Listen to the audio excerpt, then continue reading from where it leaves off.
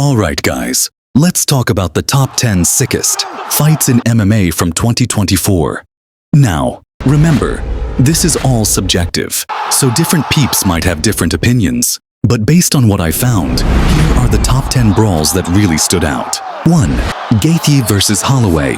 This fight at UFC 300 was a crazy battle between two striking beasts. Holloway ended up taking the win with a knockout in the 5th round. Deuce. Pereira vs Hill. At UFC 300, Pereira snagged the light heavyweight title with a first-round knockout. 3.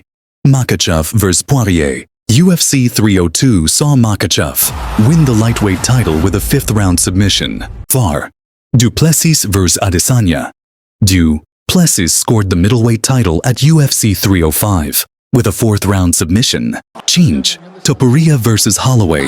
UFC 308 was all about this featherweight showdown, with Topuria knocking out Holloway in the 3rd round. Shisti Pereira vs Prochaska.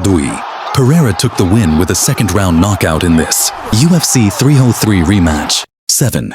Whitaker vs Aliskerov. Whitaker secured a 1st-round knockout at UFC Fight Night in this middleweight battle. 8.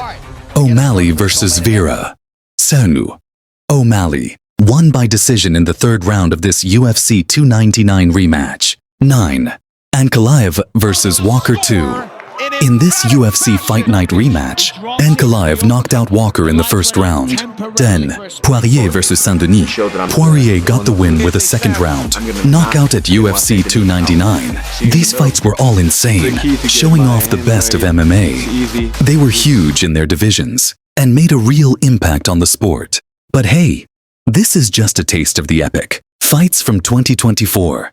There were loads more battles that could have made the cut. At the end of the day, the best fights are the ones that get you pumped. So, make sure to check out all the other fights from 2024 and find your personal faves.